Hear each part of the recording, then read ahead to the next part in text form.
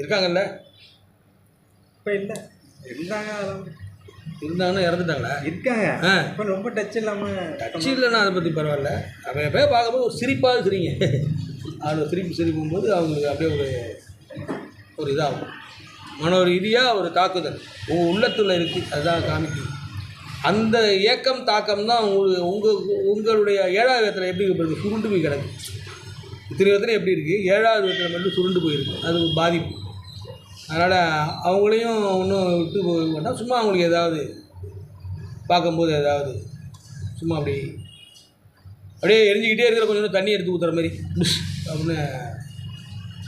அப்படின்னு இந்த பெருமூச்சு அடங்கும். அது அடங்கும் போது இங்கே ஒரு நல்ல ஒரு இதாகும். அவங்களுடைய பெருமூச்சு ஆதங்கம் தூக்கும் போது ஏற்படுற ஆதங்கம் தான் அவங்கள உருக்கி எடுக்கும். அதனால் அந்த பெண் சாபத்துக்கு தான் குருமான குடி கடுமையாக இருக்கிறதுனால தான் உடனே அன்றைக்கி சாயந்தரமே திருநாகேஸ்வரம் ஸ்ரீகத்தி தோஷத்துக்கு தான் குழந்தை கரு கலைச்ச குற்றத்துக்கு தான் இந்த உங்கள் வம்சத்தில் செஞ்சுருக்காங்க யாரோ. அது இப்போ உங்களுக்கு வந்திருக்கு. அங்கே ஆண் வாரிசு இல்லாமல் போயிடுது.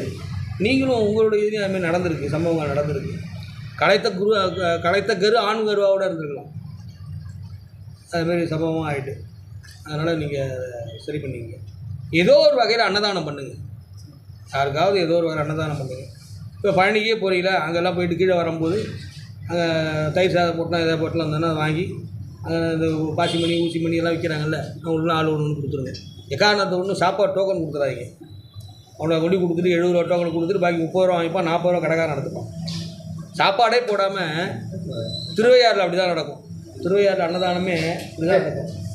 அவன் பாட்டுக்கு 100 சாப்பாடுங்க, 100 சாப்பாடு டோக்கன் என்ன 70 டோக்கன் 70 × 100 7,000 ரூபாயா வாங்கிட்டு போடுவான். ஆனால் நம்ம போய் எட்டி திரும்பி பார்த்தாலும் சாப்பாடே நடக்காது. இந்த பண்டாரம்லாம் போகணும், 4 டோக்கன் 5 டோக்கன் கொடுத்துட்டு நாம 12 எடுத்தாப்போ அப்படிம்போம். அவன் விசாரித்தா அங்கே உள்ள பொட்டி கடை வந்தால் சாப்பாடெலாம் போட மாட்டாங்க, சும்மா 10-20 தயிர் சாதம் தான் ஓடும். இதேமாரி டோக்கனை கொண்டாந்து சாப்பாடு போடாமே அவனுக்கு 40 ரூபா, சாப்பிடாமலே காசு வாங்கிட்டு போவோம் 30 ரூபா. அதேமாரி அங்கே நடக்குது.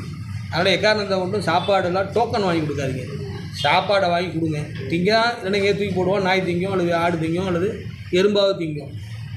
டோக்கனை கொடுத்தா அப்படி ஆகிடும்.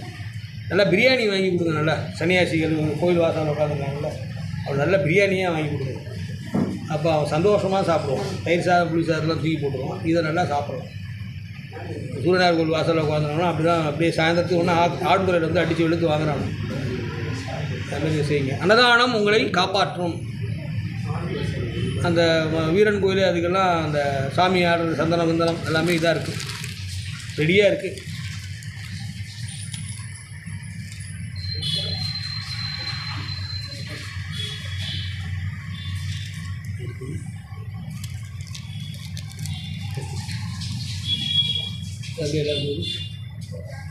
பழங்கள்லாம் வந்துருக்கு, அதை வச்சு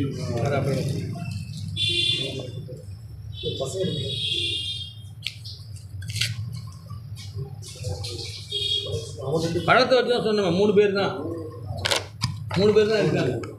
உடம்பு கூட 4 பேர் 5 பேர்னாலும் இப்போ 3 பேர் தான் இருக்காங்க. ஆமாம், 3 பெண்ணு 1 ஆண். அந்த 3 பெண்ணு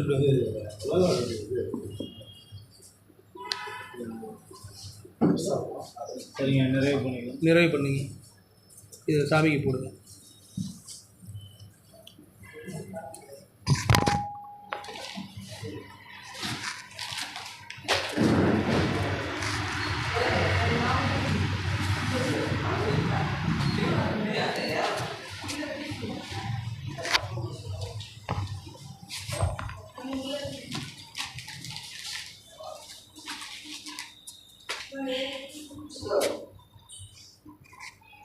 புரியுதா? சனிக்கிழமை கிளம்புற ஐயர் இருந்தாருன்னா 3 வாட்டி நடக்கும். அதுவும்